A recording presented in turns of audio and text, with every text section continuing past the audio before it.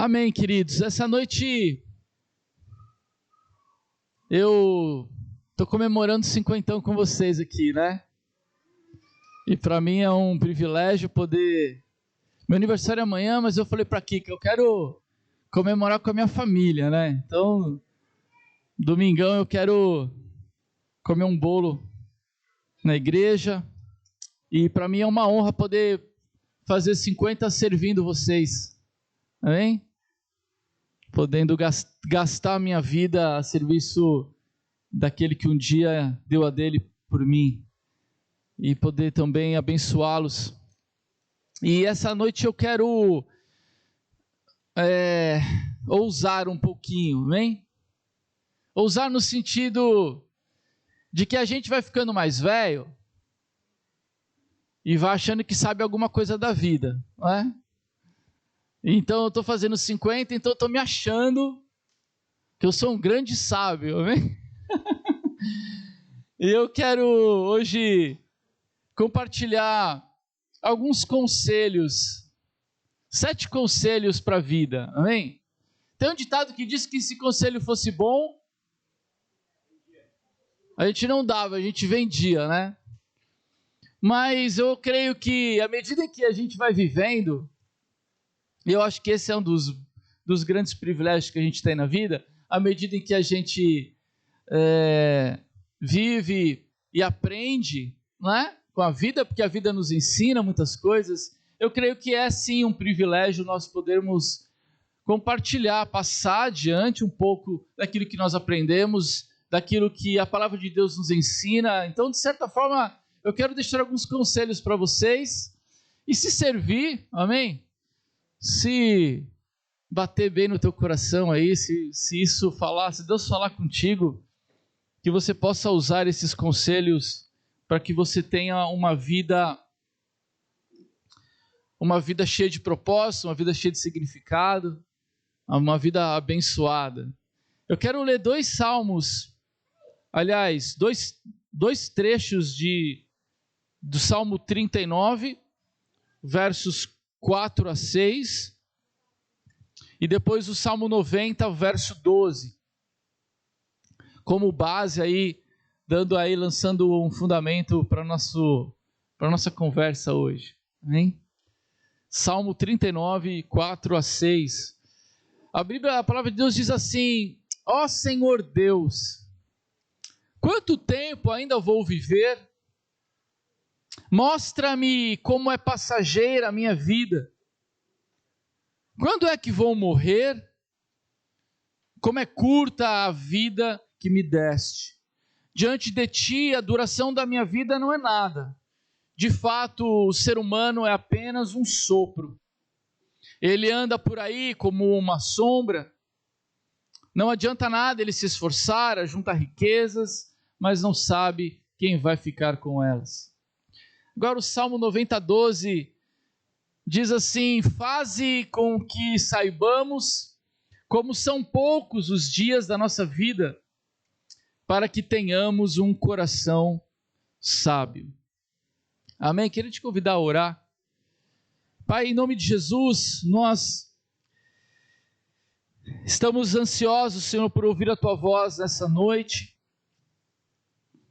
É o que nos traz a este lugar, Senhor. O motivo de estarmos aqui é o Senhor, é a possibilidade de nós ouvirmos novamente a Tua voz, de nós nos aproximarmos de Ti, Senhor. E eu quero orar a Deus para que a Tua voz seja audível nessa noite, Deus. Eu oro, Deus, por cada vida, por cada coração, Senhor. Se tem algo que nos impede de ouvir a Tua voz, Senhor, que caia por terra em nome de Jesus.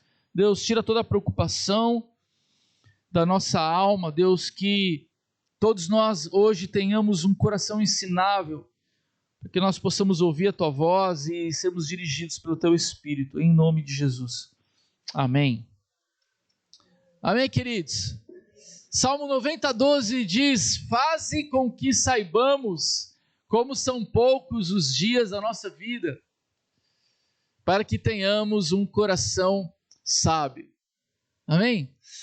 Eu estou fazendo 50 e espero que eu viva mais um pouco. Eu não sei quanto mais, mas se Deus não me levou, né? o ano passado, então eu achei que agora a minha ficha desceu por abaixo da fila, né? Ela chegou lá e agora botaram para baixo da pilha. Então acho que vai demorar um pouquinho para me chamarem de novo. Tenho essa esperança aí. Ali no departamento ali, né, da vida ou da morte, lá em cima, a minha ficha subiu ali, de repente botaram para baixo de novo. Então, que eu, sei lá, se eu viver mais... Falaram que eu vou ver mais 30, pelo menos. Falei, bom, 80 já é bênção, né, galera? Eu não sei nem como que seria depois. Mas ainda que eu viva 80, ainda que eu viva 100 anos, isso é tão rápido, né? Eu tinha 18 outro dia. Quem tinha essa sensação aqui? Levanta a mão para eu não me sentir sozinho. Não é, galera? Eu fiz 18 outro dia. Eu me lembro, eu estava indo buscar a minha carteira de motorista. Feliz da vida, agora eu vou poder dirigir. Agora eu não aguento mais dirigir. O tempo passou, as coisas andam rápido demais e a vida é assim, a vida ela, como diz o salmista, como são poucos os dias da nossa vida. Então é importante que a gente aproveite bem o tempo que o Senhor nos der aqui, né? Que nós aproveitemos bem os dias que o Senhor nos dê. E o salmista diz que a gente possa ter consciência de quanto a vida é breve, para que então nós tenhamos um coração sábio. Amém? Então o propósito, aliás, o meu propósito nessa noite, se é que eu posso dizer assim, é contribuir para que você cresça em sabedoria. É contribuir para que, a partir desses conselhos que eu quero compartilhar com vocês, vocês possam rever, talvez, a vida e reposicionar, se recolocar, né? E a partir daí, então, aprumar, quem sabe, a sua caminhada. Eu comecei a pensar em algumas coisas que eu gostaria de falar com vocês e eu vi que eram muitas coisas, né? A vida ensina. Fala para o teu irmão, a vida ensina. Amém? E aí eu cheguei à conclusão que não dava para compartilhar tudo o que eu queria falar, que era melhor escrever um livro, né? Amém, né? Então, quem sabe um dia eu vou escrever um livro. Mas eu separei aqui alguns pontos que veio no meu coração, que eu gostaria de compartilhar com muita humildade, entendendo que somos indivíduos, pessoas diferentes, que vivemos contextos diferentes, mas que eu creio que, em certo ponto, a sabedoria ela é comum e a palavra de Deus ela é para todos nós. Então, se nós observarmos a palavra e a experiência, a gente pode tirar muita sabedoria disso. Então, aceitem um conselho de um jovem senhor de 50 com cara de 35. Amém? E que seja a bênção para a tua vida. Tirando as brincadeiras, eu quero começar com o meu primeiro conselho para você. Construa a sua vida sobre um bom alicerce. Amém?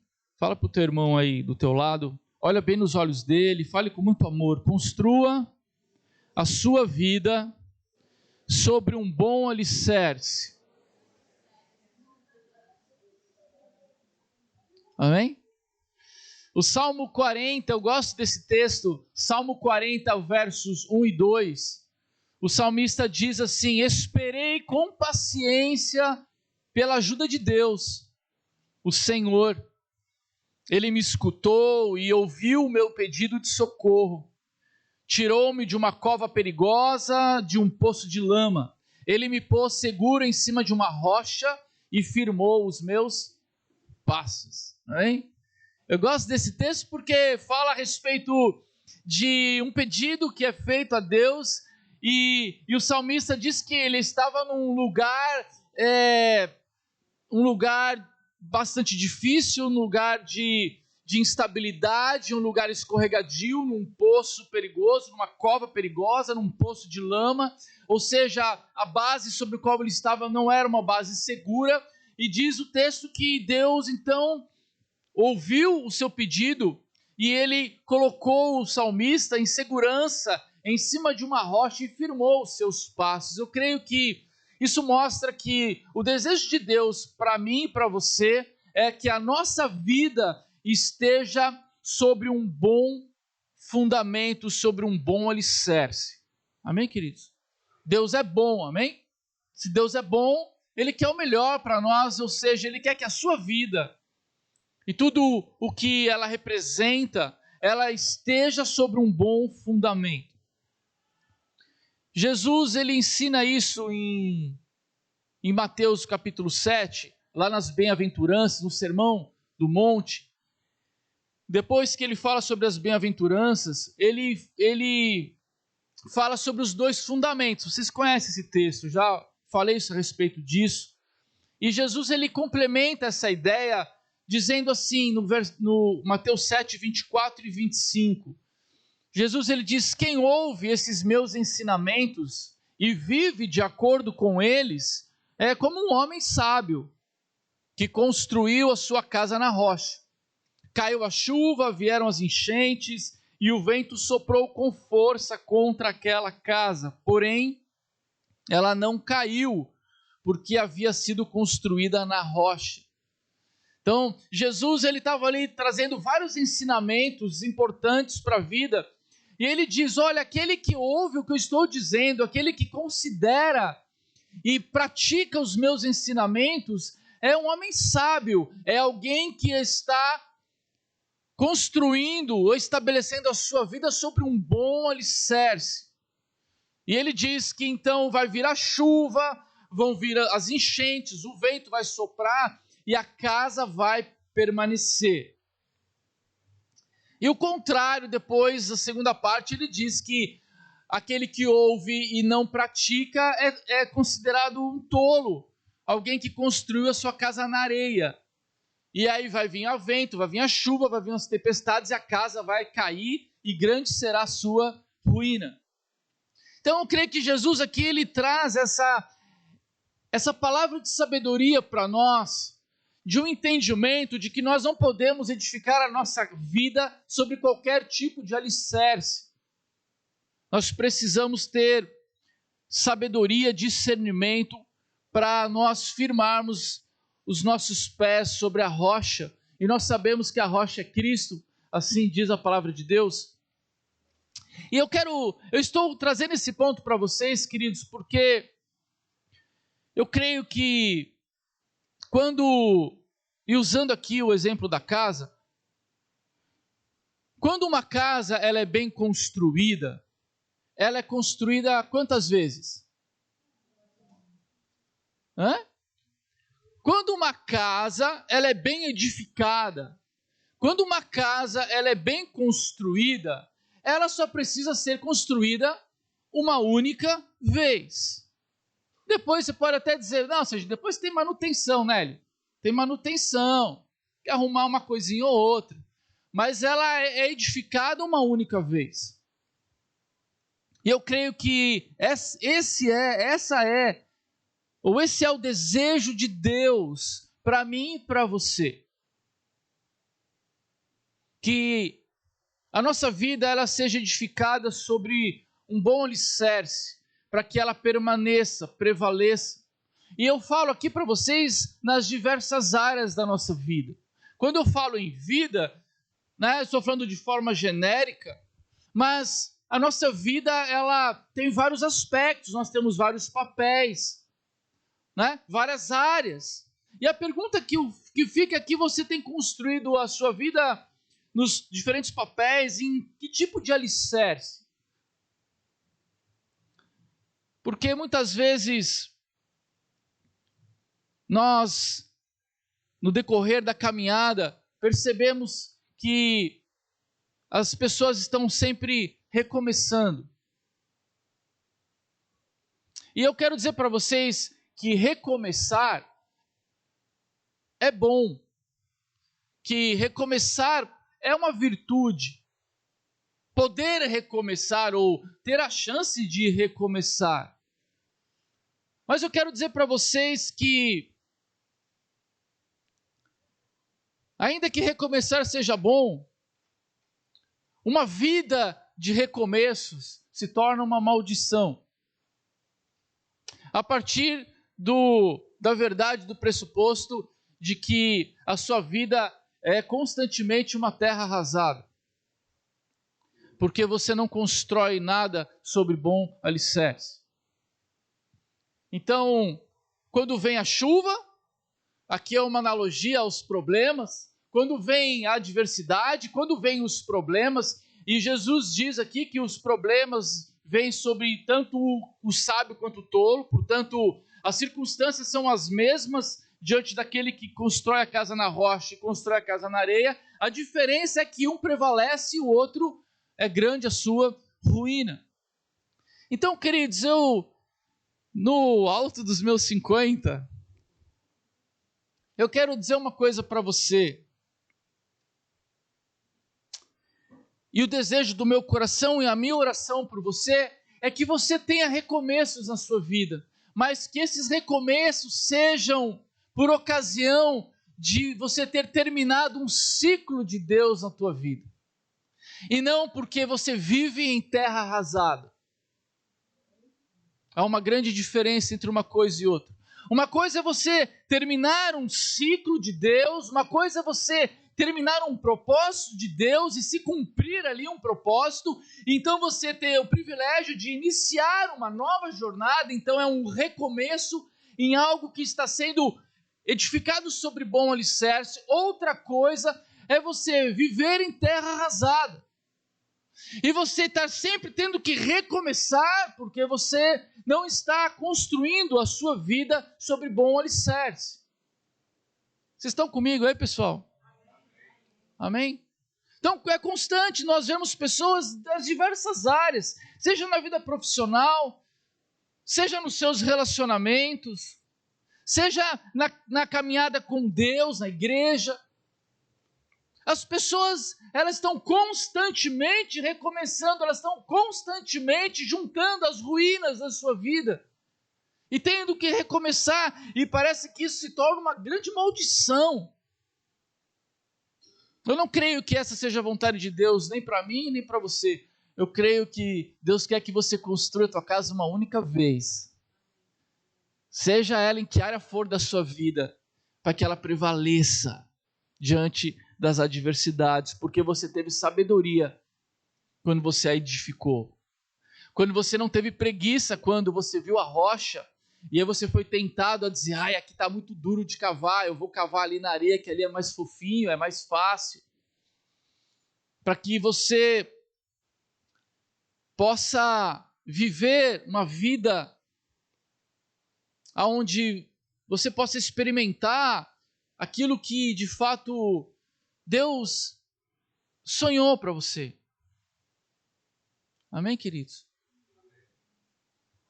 Quero que você pense sobre isso.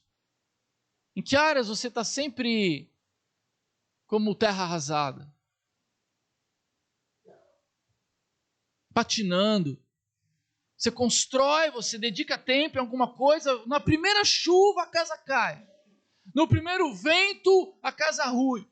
Na primeira, sei lá, que nós tivemos, ciclone. No primeiro ciclone, tudo desaba. Talvez você esteja muito mais preocupado com a aparência do que com o fundamento. Talvez você esteja muito mais preocupado com a arquitetura e com os materiais de acabamento do que, de fato, com aonde essa casa está sendo edificada. E aí, todo tempo, todo investimento, muitas vezes acaba em frustração, em ruína. E ainda que o nosso Deus seja um Deus de misericórdia, e o nosso Deus é um Deus de misericórdia, amém, queridos? E ainda que o nosso Deus seja o Deus da segunda chance, até então da terceira chance, quem sabe o Deus da quarta chance, mas a pergunta que eu quero dizer para você é, Quantas chances você vai querer para parar de ser teimoso e começar a construir a tua vida sobre algo mais sólido? Porque eu tinha 18 o outro dia. E agora, ainda que eu tenha um cara de 35, eu sei que eu tô com 50 e depois do infarto eu me sinto como 60. E daqui a pouco a vida acaba e eu espero deixar um legado e não uma ruína. Amém, queridos? Glória a Deus. Um livro. Vamos ver esse livro aí. Segundo conselho que eu quero deixar para vocês. Sem polemizar. Fala para o teu irmão. Desista dos seus sonhos. Ai, pastor, caducou. Pastor está caducando.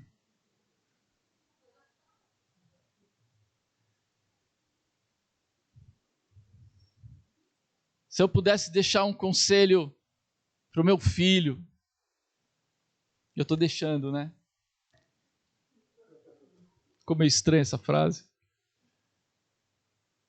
Eu diria para você, desista dos seus sonhos. Nós aprendemos a correr atrás dos nossos sonhos. Quem aprendeu isso? Deixa eu ver aí se aqui em Floripa não. Né? Corra atrás dos seus sonhos. Viva os seus sonhos. Mas hoje eu quero te ensinar outra coisa. Eu ouso dizer, desista de todos eles. E o que eu quero dizer com isso? É que os sonhos de Deus são muito melhores do que os teus. Amém. Na verdade, eu quero dizer para você, querido, é o que está lá em Isaías, o capítulo 55, versos 8 e 9. O profeta Isaías, ele diz assim: o Senhor Deus diz, os meus pensamentos não são como os seus pensamentos, e eu não ajo como vocês. Assim como o céu está muito acima da terra, assim os meus pensamentos e as minhas ações estão muito acima dos seus. Amém? Queridos, os pensamentos de Deus são muito mais elevados do que os nossos. Deus age de outras maneiras. E quando nós estamos obstinados em nós mesmos, quando nós estamos cheios dos nossos próprios sonhos, não há espaço para os sonhos de Deus. Porque nós já estamos cheios de nós mesmos, obstinados naquilo que nós queremos, naquilo que nós entendemos que é melhor para nós. Queridos, eu vou dizer uma coisa para você. Talvez você seja um cara super criativo. Talvez você seja um cara sonhador. Talvez você acredite de fato que você sabe o que é melhor para você. Mas eu ainda vou insistir em dizer que Deus é muito mais inteligente do que você. Que Deus é muito mais sábio do que você. Que Deus ele é muito mais criativo do que você. E tem um detalhe mais importante do que tudo isso, que Deus não está limitado às circunstâncias às quais nós estamos limitados. E muitas vezes os nossos sonhos eles estão limitados às circunstâncias da nossa vida. Então nós vemos, nós sentimos e nós sonhamos, idealizamos de acordo com aquilo que está à nossa volta, mas o nosso Deus é o Deus do impossível. O nosso Deus é um Deus criativo, é um Deus criador, é um Deus que faz um caminho no meio do mar. Fala para o teu irmão, o nosso Deus é muito louco. E você não vai entender a loucura que é Deus na tua cabecinha. O dia que você entender Deus, Deus deixou de ser Deus e virou um ídolo, alguma outra coisa, mas não é Deus. Então, eu quero te dar um conselho para que você... Qual que é a dica aqui, queridos? Estou dando dica, né? Parece coisa de receita de bolo. Deixa de ser besta. Deixa de se achar alguma coisa. Deixa de se achar arrogante. Achar que você sabe alguma coisa. Queridos, o dia que você desistir dos seus sonhos vai ser a maior libertação da sua vida. Porque aí você vai dizer, Senhor, quer saber, eu quero viver os teus sonhos. E não tem nada mais precioso do que viver a vontade de Deus para a nossa vida. Ah, queridos, eu olho para trás e eu penso na minha vida, eu era um vermezinho, safado, cabra sem vergonha, não prestava. Nada. Mudou quando eu conheci Jesus. Eu vou dizer uma coisa para vocês. Hoje eu olho para a vida que Deus me deu e eu falo, Senhor, obrigado. Como o Senhor é bom. Porque eu jamais sonhei em viver a vida que o Senhor me deu para viver. Viver os sonhos de Deus é algo maravilhoso, só que requer de nós uma capacidade de nós abrirmos mão do nosso ego, da nossa arrogância, da nossa soberba, abrirmos mão do controle, deixarmos Deus dirigir a nossa vida. Por isso que a palavra de Deus diz, entrega o teu caminho ao Senhor, confia nele e o mais ele fará. Amém, amados? Glória a Deus. Terceiro conselho para a tua vida. Vença o seu maior inimigo. Olha para o teu companheiro aí do lado. Diga para eles, vença o seu maior inimigo.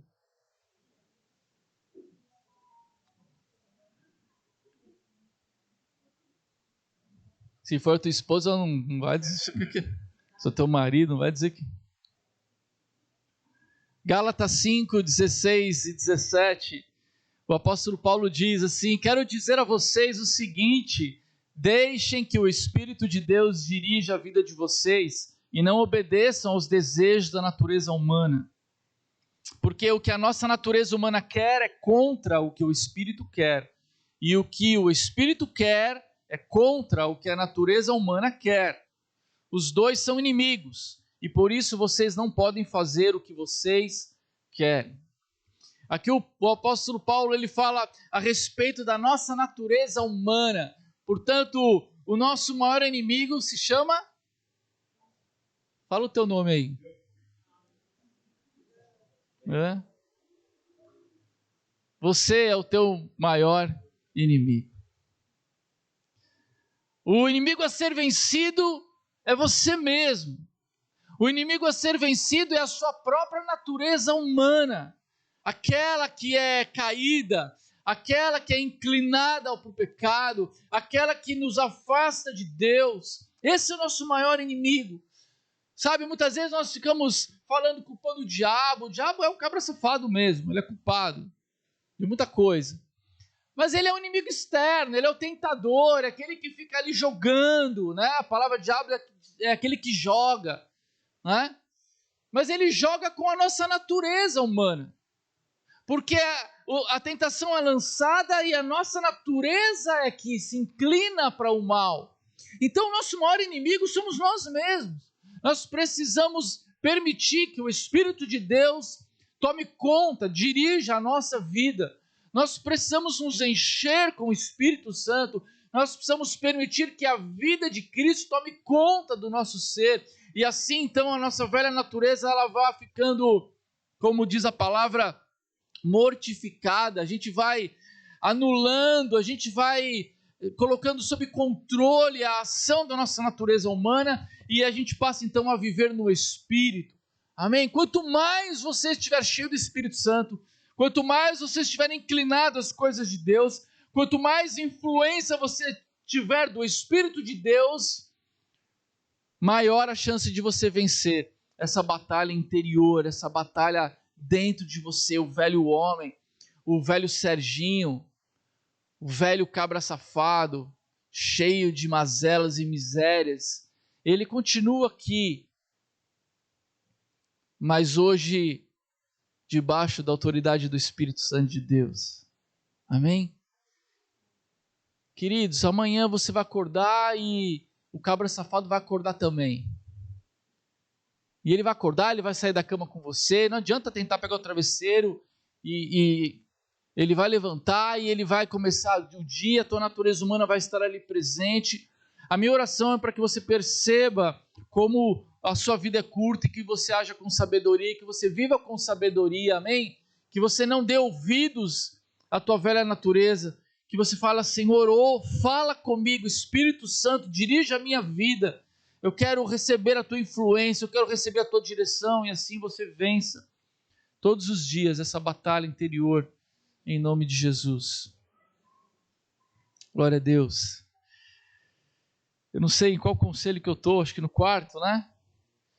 Quarto conselho, ame a Deus com todo o teu coração, com toda a tua alma, com todo o teu entendimento, e ame ao teu próximo como a ti mesmo. Amém? Está lá em Mateus capítulo 22, versos 37 a 40.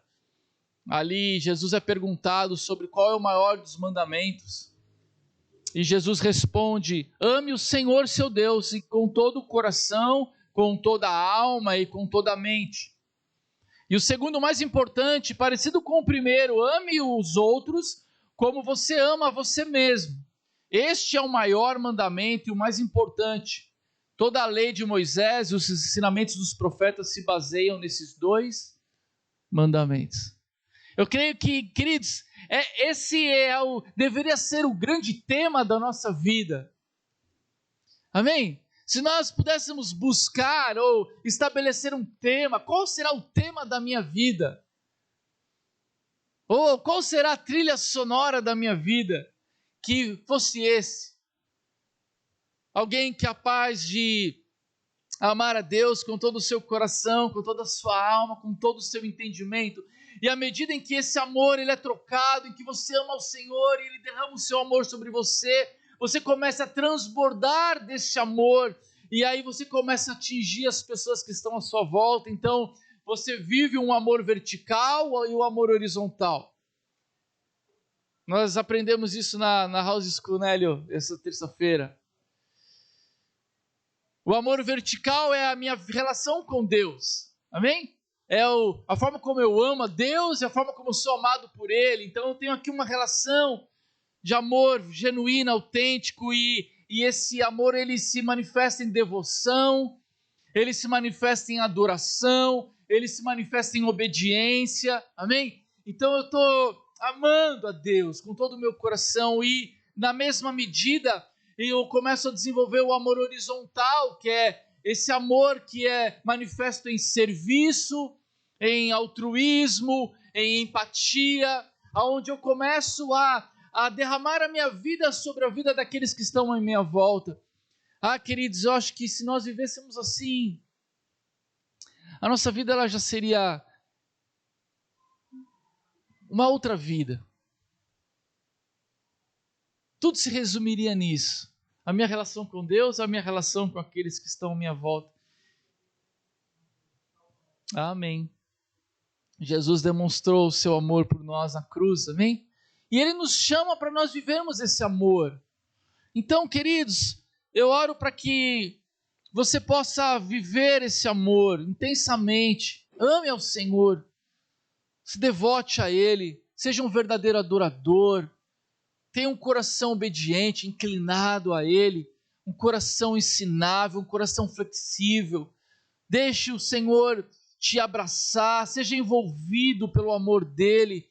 E na mesma medida que você possa pegar esse pacote do amor de Deus, a forma como Ele te amou, e você possa externar esse amor para aqueles que estão à sua volta. Ame.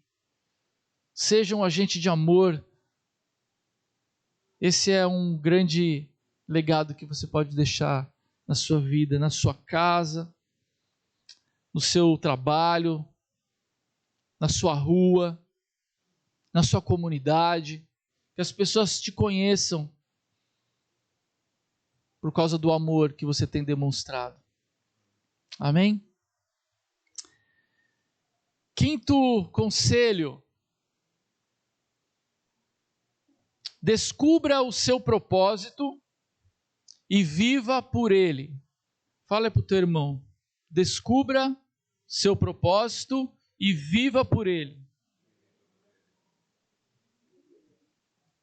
Eu falei sobre isso alguns domingos atrás, né? Sobre propósito, chamado e vocação. Eu creio que essa deveria ser a busca de todos nós. A busca daqueles que estão em Cristo. Se nós estamos em Cristo e nós estamos numa relação íntima com Deus, com o Criador dos céus e da terra e principalmente com aquele que te criou, amém? Nós temos o privilégio de podermos estar na presença dEle e buscarmos nele a razão da nossa existência, o porquê eu estou aqui, afinal, porque eu fui criado, qual a razão da minha vida, qual a finalidade, qual o propósito. Eu creio que essa deveria ser a nossa busca. Você não deveria descansar enquanto você não compreender a razão da sua existência. E uma vez que você entende isso, viva por este propósito. Lá em Mateus capítulo 5, verso 13, Jesus, no Sermão do Monte, ele fala sobre isso, quando ele fala sobre o sal e a luz. Eu vou ler só o versículo 13, Jesus fala: vocês são o sal para a humanidade. Mas se o sal perde o gosto, deixa de ser sal e não serve para mais nada. É jogado fora e pisado pelas pessoas que passam. Depois Jesus fala: e vocês são a luz para a humanidade. E a luz deve ser colocada num lugar alto, onde ilumine todo o ambiente, porque se ela for colocada debaixo da cama, ela não cumpre o seu propósito, porque a luz foi feita para iluminar e o sal para salgar. Portanto, quando o sal salga, o sal cumpre o seu propósito. E uma vez que ele cumpre o seu propósito, ele tem o seu valor. O valor do sal está em quê? Em salgar.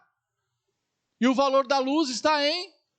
Se o sal perde o seu sabor, ele perde o seu valor e, portanto, o seu propósito. Vocês entendem, queridos? Então, se eu vivo segundo o meu propósito, a minha vida ganha significado, a minha vida ganha valor, porque o valor de algo está diretamente ligado ao propósito pelo qual ele foi criado.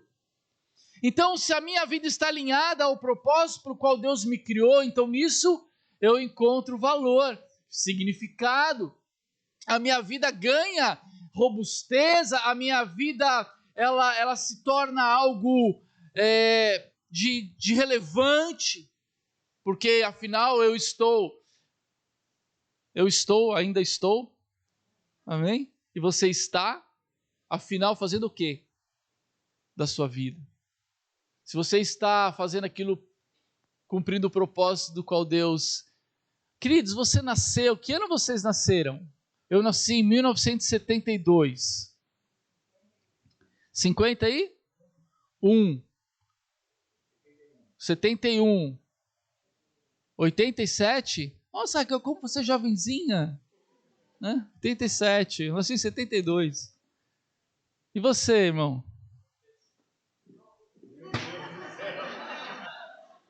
Vamos para casa. 9. Juvenil. Quem falou juvenil, Daniel? Não, criança, né? Não vou nem perguntar a você, Gabriel. Deixa você quieto aí. Cara do Gabriel.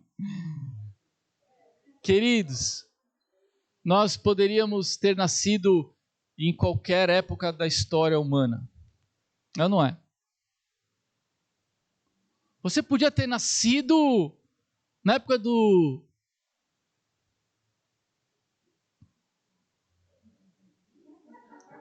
da Idade Média. Você podia ser um mosqueteiro, né? Como é que fala? Você, sei lá, um homem das cavernas. Imagina. Você podia ser da família de Gengis Khan, Alex. Você parece com eles, ó. Não é? O Ney, imagina, Ney. Você, um homem das cavernas. Oh. É? O Adri, né, Adri? O homem das cavernas. Nós poderíamos ter nascido em qualquer época da história, mas nós nascemos nessa geração. Amém, queridos? Há um propósito pelo qual Deus te criou e te criou para viver neste tempo da história. Já parou para pensar nisso?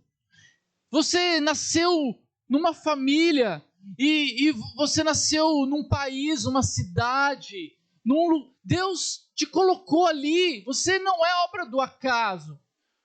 Amém? Você não é um qualquer coisa. Não. A Bíblia diz que Deus te criou e Ele já te conhecia quando os seus ossos estavam sendo formados. Ele te chamou pelo teu nome. Eu creio que dentro da logística de Deus, Ele nos enviou para essa terra no tempo que Ele queria, com um propósito. Portanto, você está aqui e Deus tem um plano na tua vida.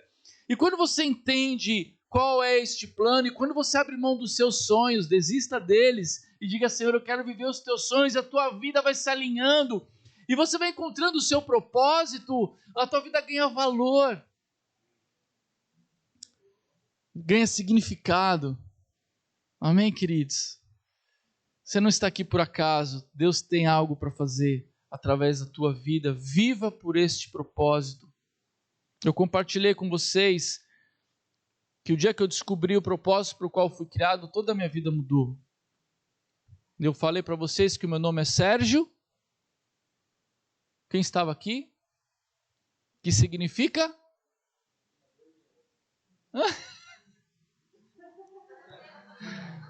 Meu Deus do céu! O que é? Rodrigo, você está... Sérgio significa servo. E para isso que eu nasci, para servir. Então, quando eu estou servindo, eu estou vivendo o meu propósito, e o meu valor, o valor da minha vida está quando eu sirvo aqueles que estão à minha volta. Amém? Então, o dia que eu descobri isso, minha vida ela ganhou outro significado. Sexto conselho, estamos terminando, galera. Lembrando que nós temos bolo ainda, temos caldo de feijão.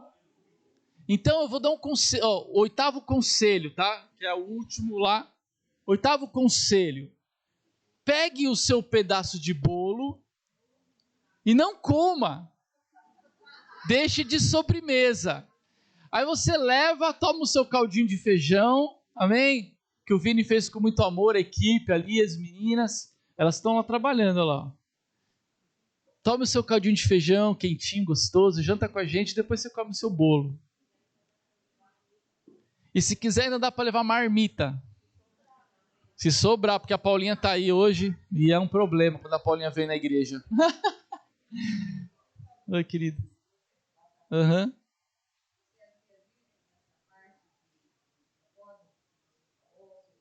Uhum.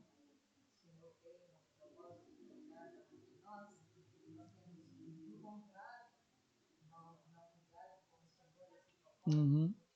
Sim.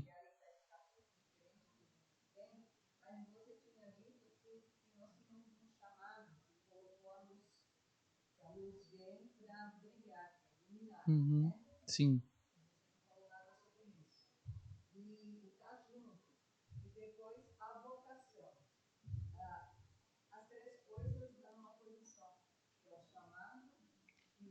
Propósito, chamado e vocação. Isso. Uhum. Sim. Amém. Amém. Obrigado, querida. O sexto conselho. Esse aqui eu não achei um versículo na Bíblia. Amém? Porque na época que a Bíblia foi escrita não tinha internet. Mas eu vou fazer para vocês aqui, vou compartilhar. Use o virtual, mas viva no real.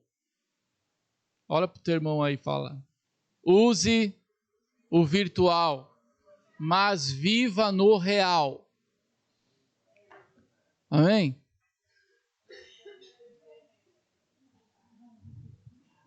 Queridos, o virtual é algo que chegou na nossa geração, é algo que está aí e é uma ferramenta e que você deve usar. Use o virtual, não é? o virtual facilita a nossa vida, o virtual, ele muitas vezes resolve problemas, são ferramentas inteligentes, é ou não é? Então, mas não se esqueça que a vida acontece no real e não no virtual. A vida é de verdade. E muitas vezes as pessoas estão confundindo essas duas realidades, uma virtual e a outra da realidade da vida, né? Nós somos pessoas, somos seres humanos que temos sentimento, emoções, uma vida, isso tudo é real. E nós não podemos viver o virtual como se fosse suficiente. Amém, queridos? Então, use o virtual, sim. Usufrua de toda a tecnologia, usufrua de toda a ciência, de tudo aquilo que pode te ajudar. Mas nunca se esqueça que o real nunca será substituído pelo virtual. Amém? Belisca o teu irmão aí, vê se ele é de verdade. Ele é real. A vida acontece aqui. Essa é a verdadeira vida. Amém? Eu falo isso porque as pessoas estão virando tudo ao contrário e estão achando que a vida virtual ela funciona do mesmo jeito no real. E aí, queridos, é só desespero. Então seja mais realista. Amém? Por último conselho que eu quero deixar para você nessa noite, e eu oro para que Deus possa ministrar o teu coração e que você possa guardar algo no teu coração e levar para a tua vida. Viva em comunidade. Atos capítulo 4, verso 32. Eu gosto muito da primeira parte desse versículo que fala sobre a igreja de Jerusalém que estava nascendo ali. Diz que todos os que creram pensavam e sentiam do mesmo modo. É gostoso ver a forma como o Lucas ele descreve a unidade daquela comunidade. Era um povo que pensava e sentia da mesma maneira. Tamanha era a vida em comunidade. Eu creio que Deus nos chamou para nós vivermos em comunidade, para nós vivermos conectados. Não seja um lobo solitário, amém? Não viva sozinho. Não se isole. E aqui quando eu digo isso, tem um pouco de link com o virtual. Porque tem muitas pessoas que têm muitos amigos virtuais, mas não encontram um ombro para chorar. Tem muitas pessoas que são populares nas mídias sociais, mas não tem um amigo para conversar de verdade. Porque elas estão confundindo o virtual com o real e acabam se isolando nesse mundo de fantasia. E quando o inverno chega, como que é, Bruno? A frase do lobo, eu esqueci. Eu que te ensinei essa frase, mas você que me lembra sempre. É coisa de infartado, meu cérebro não funciona mais igual. Não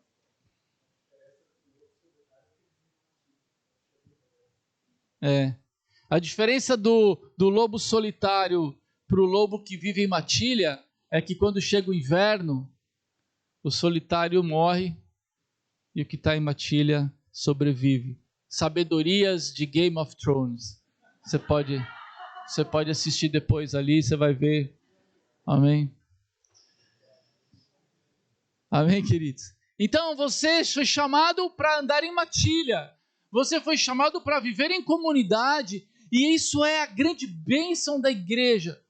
Queridos, como eu gostaria, eu oro a Deus para que os teus olhos se abram, para que você perceba quando Deus idealizou a igreja, sobre o que Ele estava falando. Porque a cultura, a vida moderna, os paradigmas vão mudando com o tempo e a essência vai sendo perdida. Igreja não é um lugar de programa. não é um lugar para você pegar um culto. Não é? Eu ouço essas coisas. Aí eu vou pegar um culto hoje na Surf House. Tipo, como se fosse pegar um cinema. Vamos pegar um cineminha? Tem gente que fala assim, vamos pegar um culto na Surf House? O que essa pessoa está pensando? Não é? Qual que é a ideia dela?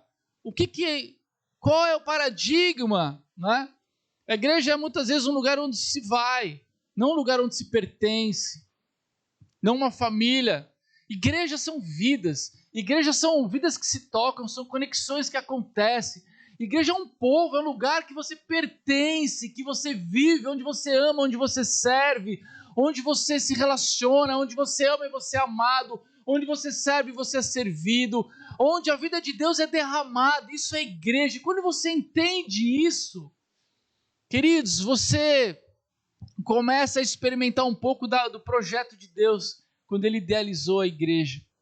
Família, corpo, um lugar no qual se faz parte, se pertence, um lugar onde as pessoas conhecem o teu nome, onde há um só sentir, um só pensar, onde tudo converge para Cristo, onde a gente caminha apaixonados por Jesus e ali a gente experimenta a transformação que Deus quer fazer na nossa vida. Um monte de cabra safado juntos se amando e o amor de Deus sendo derramado e nós sendo perdoados, libertos, restaurados, renovados.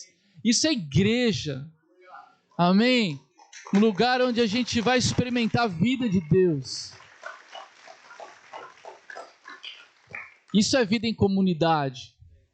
Então, eu queria te convidar a você viver em comunidade. Amém? Sai da tua caverna. Sai do isolamento. Se abre para novos relacionamentos. Vem, deixa as pessoas conhecerem o teu coração, conheça o coração das pessoas, se envolva, participe. Que aqui, eu posso dizer para vocês, sem nenhuma sombra de dúvidas, a igreja foi o maior lugar de transformação da minha vida. A igreja me salvou. Jesus me salvou do inferno. A igreja me salvou de mim mesmo. Porque aqui eu aprendi a amar, aqui eu aprendi a servir. Aqui a vida de Deus foi derramada sobre mim e aqui eu fui forjado. Então que você aprenda a viver em comunidade. Porque eu tenho certeza que esse lugar vai fazer diferença na tua vida. Amém? Vamos orar.